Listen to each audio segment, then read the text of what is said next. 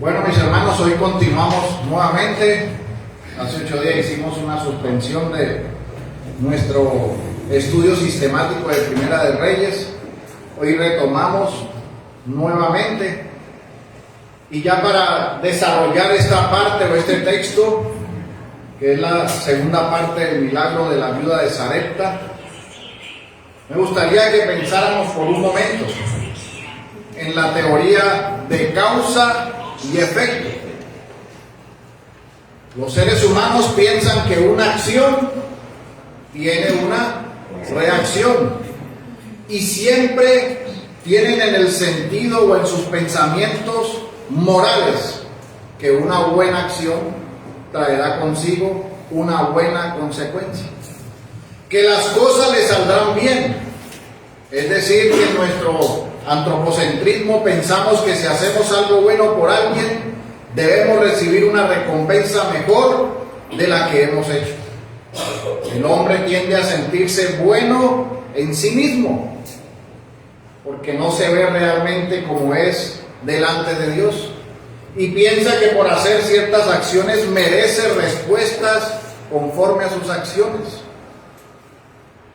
No estoy diciendo que no se deba hacer el bien, porque es más, la palabra misma nos llama a que siempre estemos haciendo el bien. Dice Gálatas 6:9: no nos cansemos pues de hacer el bien, porque a su tiempo segaremos, si no desmayamos.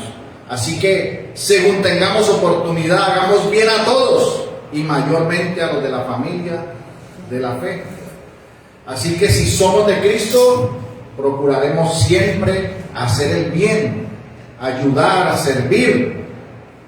Pero hay algo que nosotros, los creyentes, debemos tener claro, y es que muchas veces, a pesar de que hagamos el bien, a pesar de que hagamos lo que es bueno, lo correcto, es posible recibir una reacción totalmente contraria a la esperada. La persona que usted ayudó puede ofenderse, no agradecerle. Eso es común en los seres humanos. El hombre natural es así, muchas veces desagradecido. Lo hicieron con nuestro Señor Jesucristo. Mire el ejemplo en Lucas capítulo 17, versículo 15. Entonces uno de ellos, viendo que había sido sanado, volvió glorificando a Dios a gran voz, y se postró rostro en tierra a sus pies, dándole gracias, y este era samaritano. Respondiendo Jesús dijo: ¿no son 10 los que fueron limpiados, y los 9 dónde están? No hubo quien volviese y diese gloria a Dios, sino ese extranjero. Y le dijo: levántate, vete, tu fe te ha salvado. 10 hombres recibieron el favor de Dios de manos de nuestro Señor Jesucristo, y solo uno, que ni siquiera era de Israel, sino era samaritano, no era judío, sino samaritano, él fue el único que se devolvió agradecido. Los otros 9 no agradecieron nada, y estaban recibiendo el bien y la misericordia de Dios. Así que mientras estemos en este tiempo, en este presente siglo malo, puede suceder lo que no esperamos. Caminando en la voluntad de nuestro Dios, viviendo conforme a sus mandamientos, podemos vivir y experimentar providencias que se llaman oscuras, es decir, contrarias al bien que anhelábamos. Una enfermedad, la muerte, y eso es una realidad siendo hijos de Dios, amando al Señor, siguiéndolo. Esto no significa que no habremos de ser agradecidos aún en medio de las aflicciones, aunque no las comprendamos, porque conforme la Escritura nos lo señala, dice que eso es para nuestro bien. Y hoy, mis hermanos, vemos en esta segunda parte de la viuda de Sarepta a una mujer que inicialmente dio todo, Ella lo único que le esperaba era preparar su harina, su aceite, que comiera ella y su hijo, y se iban a sentar a morir. Pero nosotros vemos que al recibir al profeta y al darle el alimento conforme a la palabra del Señor, nunca faltó la provisión para esta mujer. Y esta mujer está en medio de esa provisión, no le faltaba el alimento ni a ella ni a su hija. El hombre de Dios vivía con ellos, tenían sobrenaturalmente lo que necesitaban, estaban en medio de ese gozo que ellos vivían en medio de la escasez y en medio del hambre y de la sequedad. Pero estando en ese momento, llegó la aflicción por la muerte de su hijo. Ella lo vio como un juicio por su pecado, y el profeta, como hombre de Dios, dispuso todo en las manos del Dios vivo en ruego y en oración.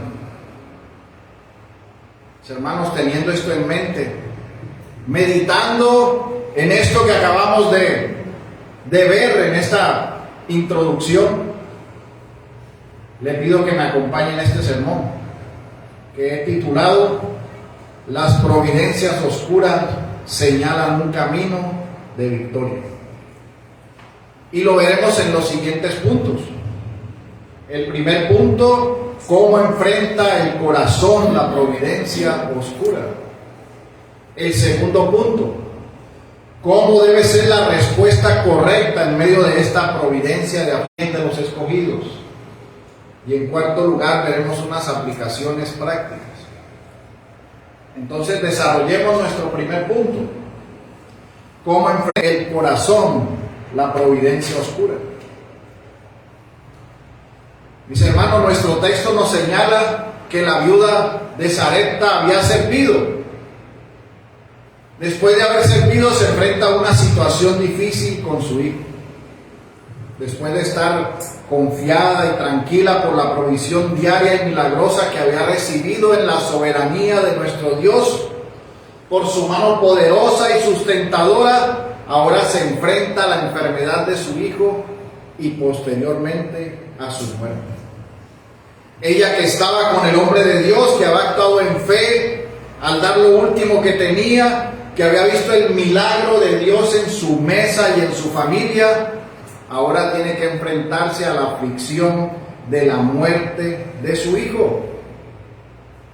Y eso les debe llevar a ustedes a preguntarse cómo reaccionan ustedes frente a las providencias que afligen el alma y el corazón.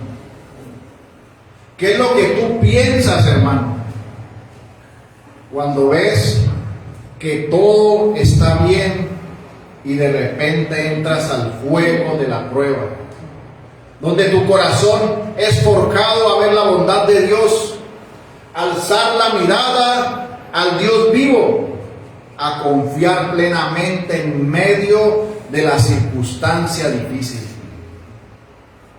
Solo meditando en cuán insondables son los caminos de nuestro Dios, vemos nosotros la situación de la viuda, que es contraria al gozo que venía viviendo. Recordemos que en nuestro texto anterior decía la palabra que la tinaja de la harina no escaseó, ni menguó el aceite, conforme a la palabra de Jehová que había dicho por Elías. Vemos ahora que su hijo enfermó y que es cortado de la tierra de los vivientes. Y esto debe llevar a meditar el corazón, que el creyente tiene que estar confiado en que el Señor permanece siempre con nosotros, que su favor nos acompaña, pero que a pesar de que Él está con nosotros, esto no impide, no nos hace inmunes a las aflicciones inherentes a la carne y a la sangre. Como lo dijo el Señor en Juan capítulo 16, versículo 33, estas cosas os he hablado para que en mí tengáis paz. En el mundo tendréis aflicción, pero confiad, yo he vencido al mundo. Así que mientras estemos de este lado de la eternidad, estamos caminando en medio de un valle de lágrimas, y la gracia será la que alegre y haga regocijar nuestro corazón. Como lo dijo el salmista en el Salmo 2, capítulo 11, servid a Jehová con temor y alegraos con temor. Porque, mis hermanos, somos tentados a pensar en nuestro corazón que en medio de la prueba y la aflicción se ha apartado de nosotros el favor de nuestro Dios. Pero no olvidemos que el Señor nos ama, y porque nos ama nos forma en medio de las aflicciones y de las pruebas, de la corrección. Esto hace que el corazón se aferre a las virtudes y riquezas espirituales que nosotros tenemos en Cristo. Estas dificultades y aflicciones, como las que vivió la viuda de Sarepta, nos llevan a nosotros a desprendernos de la temporalidad y a colocar nuestra confianza en la bondad de nuestro Dios. Por lo tanto, así como la viuda, gozamos de la bondad y el cuidado de nuestro Dios, pero también debemos estar firmes para recibir y debemos estar preparados para los cambios que la providencia permite. Y nosotros, como creyentes y como hijos de Dios, no deberíamos temblar al hacer frente a las severas aflicciones que nos salen al paso, mientras estamos caminando por el sendero de la obediencia a nuestro Dios. Porque todos nuestros hermanos en la fe que nos antecedieron vivieron exactamente lo mismo. José vivió diferentes aflicciones. Daniel estuvo aún en medio de un foso de leones. Nuestro Señor Jesucristo vino, murió y resucitó por nosotros. Murió en la cruz. Tuvo esta aflicción. Los apóstoles vivieron las aflicciones. Todo lo hicieron para la gloria de Dios. Por lo tanto, no debemos sorprendernos ni cuestionarnos, sino confiar en medio de la dificultad. Como dice la palabra en Primera de Pedro, capítulo 4, versículo 12. Amados, no os sorprendáis del fuego de prueba que os ha sobrevenido, como si alguna cosa extraña os aconteciese, sino gozaos por cuanto sois participantes de los padecimientos de Cristo, para que también en la revelación de su gloria os gocéis con gran alegría. Y en esta misma línea vemos nosotros como la viuda, después de recibir el favor especial de nuestro Dios en la milagrosa provisión, fue llevada al horno de fuego de la aflicción. Mis hermanos, muchas veces somos llevados a este horno y somos forjados como el oro, en medio de las dificultades, para que podamos ver de manera profunda las bondades de nuestro Dios. Tal y como lo hizo Job, como él mismo lo dijo en Job 42:5, de oídas te había oído, mas ahora mis ojos te ven. Sus ojos lo veían porque comprendieron con mayor fervor la profundidad de la bondad y del amor de nuestro Dios, gracias a la aflicción. Y por eso nuestro Señor, en su gracia infinita, nos prepara como hijos para vivir y enfrentar estas providencias y estos padecimientos. Lo hace dándonos de su bondad, de su misericordia, conociéndolo y llevándonos en este fuego de aflicción, para que recordemos la paciencia, la esperanza, la mansedumbre, para que podamos crecer en las gracias espirituales que tenemos en Cristo, las cuales solo se pueden desarrollar por medio del fuego de la prueba. Dice la palabra en Primera de Pedro, capítulo 1, versículo 6. En lo cual vosotros os alegráis, aunque ahora por un poco de tiempo, si es necesario, tengáis que ser afligidos en diversas pruebas, para que sometida a prueba vuestra fe, mucho más preciosa que el oro, el cual aunque perecedero se prueba con fuego, sea hallado en alabanza, gloria y honra cuando sea manifestado nuestro Señor Jesucristo. Y viendo en nuestro texto, recordamos que la fe de esta viuda sería probada en esta aflicción. Pues recordemos que para ella perder a su hijo era una gran aflicción. Lo es para cualquier madre que su hijo fallezca, pero para la viuda era perder todo, era perder el cuidado de su vejez, era perder el sustento que tenía materialmente. Todos sus afectos estaban centrados en su hijo, y perderlo la hacía perder toda esperanza. Pero vemos nosotros que así como sucedió con nuestro Señor Jesucristo en el caso de Lázaro, esto que le había sucedido al hijo de la viuda era para la gloria de Dios. Como dice Juan 11:4, oyéndolo Jesús dijo: esta enfermedad no es para muerte, sino para la gloria de Dios, para que el Hijo de Dios sea glorificado por ella. Esto que vivió, esta prueba que estaba enfrentando en su corazón, es para la gloria de Dios.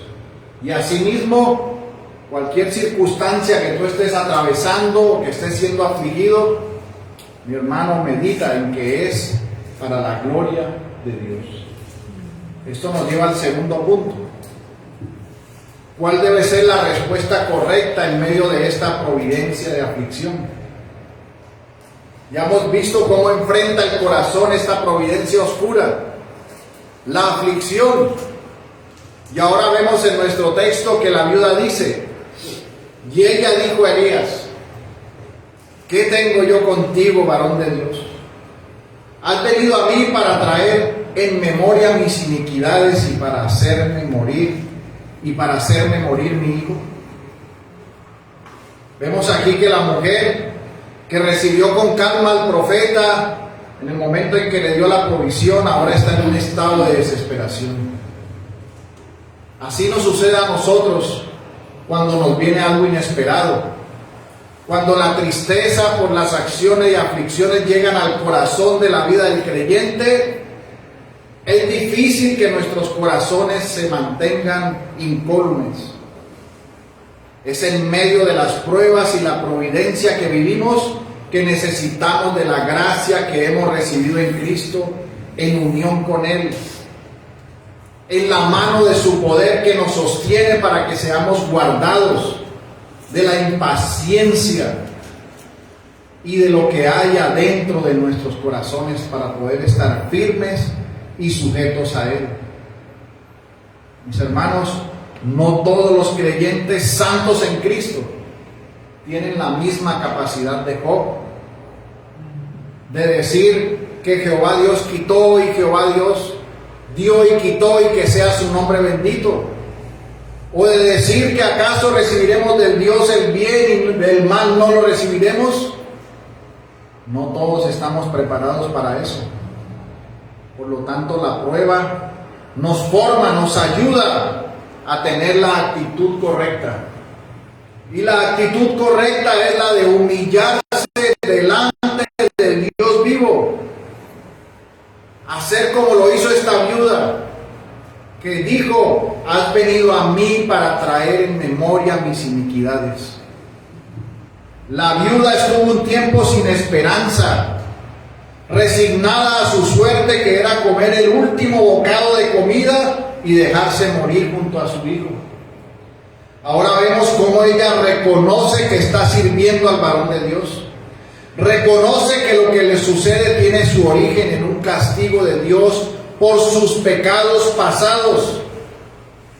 Posiblemente por ser una mujer pagana que adoraba ídolos y no al único Dios verdadero.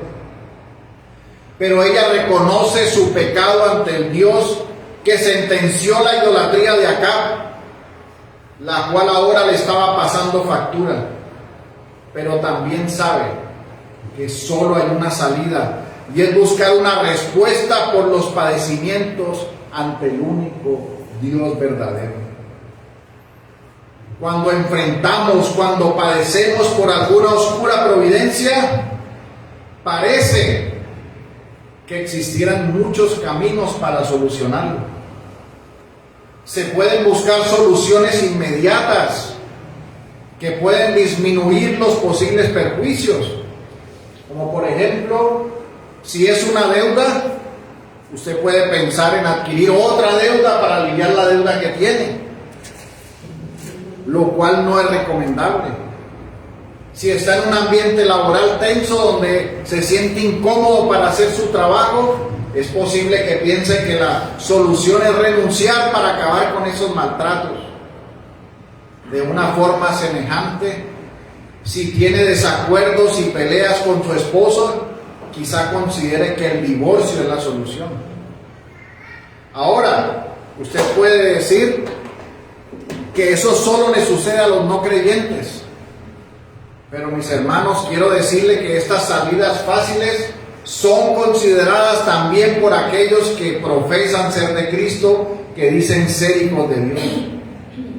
De hecho, los padecimientos que nos toman por sorpresa nos golpean de tal manera que parece que estamos cayendo en vez de permanecer firmes hasta el fin, como lo advierte la palabra. Mire lo que dice Hebreos capítulo 3, versículo 14. Porque somos hechos participantes de Cristo, con tal que retengamos firme hasta el fin nuestra confianza del principio. Por eso, en medio de este padecimiento y en esta providencia, solo tenemos dos caminos. O actuamos como el mundo, o actuamos como hijos de Dios. La viuda, había gustado por meses del sustento del Dios vivo. Y por eso, al sufrir la muerte de su hijo, no se fue a buscar a los dioses de los muertos.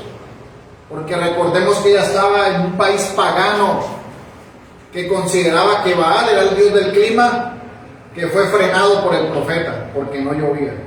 Que pensaban que Baal era el dios de la provisión del trigo y de la semilla, que estaba frenado por la hambruna, pero que la viuda vio la grandeza de Dios, del único Dios verdadero, al recibir el sustento. Y pensaban que Baal era el dios del inframundo, de la muerte. Y la viuda vio a su hijo resucitado por la grandeza y el poder de nuestro Dios. Por eso tuvo esa confianza, por eso no corrió a buscar a los otros dioses, sino que corrió de manera sincera y piadosa a aquel hombre enviado por Dios. Y eso mismo debemos hacer nosotros. No tenemos a Elías, pero tenemos a aquel que es mayor que Elías, al Hijo de Dios, a nuestro Señor Jesucristo. A Él es al que debemos acudir en humildad, en confianza, entendiendo que Él es la resurrección y la vida. Esto nos lleva al tercer punto. Todas las cosas obran para el bien de los escogidos. Hemos visto cómo enfrenta el corazón la providencia oscura. ¿Cuál es la respuesta correcta en medio de ella? Ahora debemos entender y comprender que conforme lo señala la Escritura, todos estos padecimientos y todas estas dificultades son para el bien de todos los que han sido llamados por la obra salvífica y soberana de nuestro Dios. Y la fe es una señal de eso en nuestra vida. Porque una vez que hemos sido salvados en Cristo, recibimos esta fe por medio de la cual confesamos que Jesús es el Señor. Y hoy podemos recordar en ese sentido que la viuda de Sarepta, aunque era una gentil, estaba en la promesa de bendición de todas las naciones de la tierra, la cual estaba obrando por fe en Cristo, una fe que es sobrenatural y su autor es sobrenatural. No se nos señala en la Escritura cuándo nació la fe en ella. Podemos decir que probablemente fue porque Elías moraba en su casa y escuchaba la palabra de Dios, como dice la palabra en Romanos capítulo 10, versículo 17. La fe es por el oír y el oír por la palabra de Dios. Por ello se acerca al hombre de Dios con la fe y la esperanza de que al entregarle su hijo volverá a la vida. Lo más notable del caso es que por lo que se menciona en la palabra, no había existido anteriormente ningún caso en que un muerto volviera a la vida. Es el primer milagro de resurrección. Aquel que había hecho que escaseara un puñado de harina, que no disminuyera, que no escaseara ese puñado de harina, también tendría el poder para resucitar a los muertos. La fe razona de esta manera: no hay nada imposible para el Todopoderoso. Así que la fe dada lleva a confiar, a esperar. La viuda entregó a su hijo al profeta y él oró y clamó al Señor en medio de la aflicción, confiando en que la respuesta sería conforme a la buena voluntad de nuestro Dios, que es agradable y perfecta. Y esa respuesta llegó a la vida de esa casa. Recuerde lo que dice la palabra en primera de Pedro 3:12: porque los ojos del Señor están sobre los justos y sus oídos atentos a sus oraciones, pero el rostro del Señor está contra aquellos que hacen el mal. Elías estaba con su rostro delante del Señor y el Señor escuchó su oración y la respuesta fue que este niño recibió la vida, porque eso era para la gloria de Dios. La aflicción de la viuda era por un bien mayor, era para su bien, era para mostrar que en medio de esa oscuridad, ¿quién era el que tenía el poder sobre la muerte? No era Baal, era el Dios vivo quien venció la muerte en Cristo nuestro Señor. Así que, mi hermano, la providencia que hoy estás viviendo, debes vivirla guardando en tu corazón que Cristo vive y que todo lo que estás viviendo es para tu bien y para la gloria de Dios. Esto nos lleva al cuarto punto: las aplicaciones prácticas. Ya comprendimos y vimos la reacción del corazón frente a la providencia oscura, la forma correcta como el corazón debe enfrentarla delante de nuestro Dios vivo, y cómo todo esto es para el bien de los escogidos y para la gloria de nuestro Dios.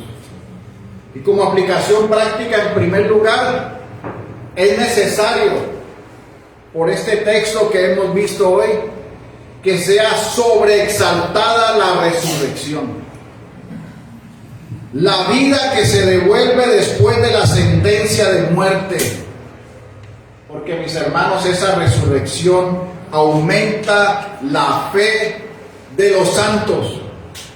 Tenemos que considerar que esto ha sido uno de los incidentes más notables que se registran en el Antiguo Testamento. Es la restauración de la vida del hijo de la viuda de Sarepta, recordándonos quién es el dador de vida y quién es el que resucitó de los muertos. Así como está en el Antiguo Testamento, mire lo que dice el Nuevo Testamento cuando el apóstol Pablo se defendía ante Agripa en Hechos capítulo 26 versículo 8. ¿Qué?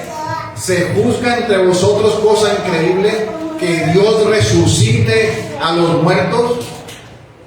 Es allí donde todos los santos y los creyentes deben apuntalarse en la absoluta suficiencia de aquel que da vida, de Cristo el Señor.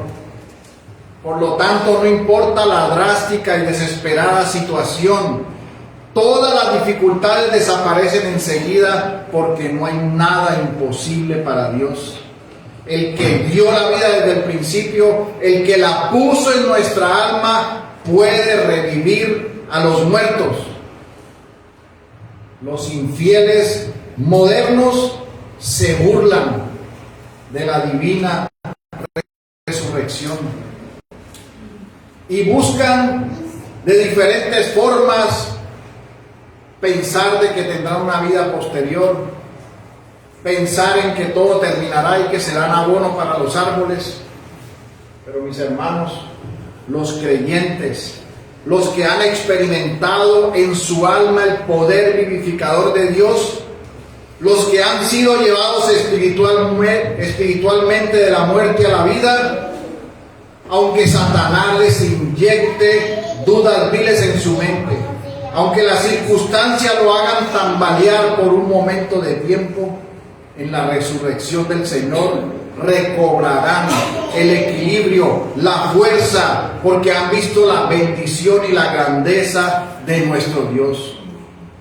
Cuando la gracia ha librado del poder de las tinieblas, cuando han sido llamados de las tinieblas a la luz, cuando la fe ha levantado de los muertos esa alma que estaba perdida, y cuando se tiene plena confianza en lo que dice la palabra, cuando usted comprueba que el Evangelio de Cristo es la vida que da vida, por lo tanto usted no tendrá duda, porque usted sabe como creyente, tiene la plena seguridad que nada es demasiado difícil para el Creador de los cielos y la tierra. Ahí permanece su confianza, mi hermano. La tumba de Cristo está vacía. Él resucitó y usted tiene una promesa de resurrección y de vida. Así como resucitó el hijo de la viuda, sabemos que Él resucitó y que en cualquier momento de su vida murió nuevamente.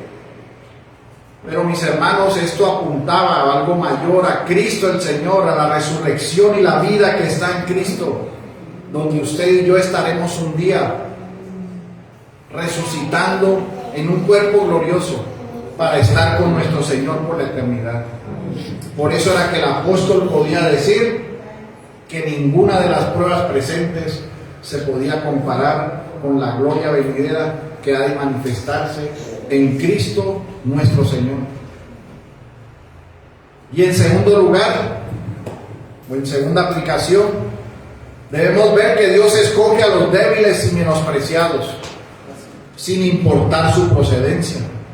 No consiste en ningún mérito propio, es solo por gracia, solo por Cristo, solo por fe. Debes buscar ayuda solo en Dios por medio de la obra de nuestro Señor Jesucristo. Todos los demás caminos son inciertos. Debes orar por tus padecimientos, debes orar por los padecimientos de tus hermanos para que sean bendecidos con el Espíritu Santo en sus vidas, confiando siempre que es en nuestro Señor Jesucristo en que estamos seguros, porque Él intercede por nosotros. Es el sumo sacerdote que se compadece de nuestras debilidades. Por eso debes esperar en Dios. La providencia que estés viviendo tiene un propósito que en este momento solo conoce aquel que vive por los siglos, aquel que conoce el fin desde el principio, y por eso Él se lleva siempre toda la gloria. Sea cual sea nuestra situación, aprendamos a agradecer. No somos más sabios que Dios, que nos permite vivirlas. Miremos a Cristo y digamos, como dijo el apóstol en Romanos 8:18, como dijimos ahora: puesto tengo por cierto que las aflicciones del tiempo presente no son comparables con la gloria venidera que en nosotros ha de manifestarse. Es muy sencillo. Viviremos un lapso de tiempo aquí en sujeción y amor a Dios, para luego vivir una eternidad en el gozo perfecto. Y si en esta mañana tú estás en medio de la oscuridad, de la muerte eterna, lejos de Dios, lejos de sus mandamientos, pecando todo el tiempo, Hoy es día de salvación. Hoy es día en el cual tú puedes venir a Cristo en fe y arrepentimiento y entrar a la vida nueva. Deja tu vida de pecado y mira al que nos salvó con su sangre. En Cristo nuestro Señor hay vida en abundancia. En este mundo solo encontrarás la muerte. Así que ven a Cristo y deja tu maldad y síguelo. Y amada iglesia, no teman, porque Cristo vive.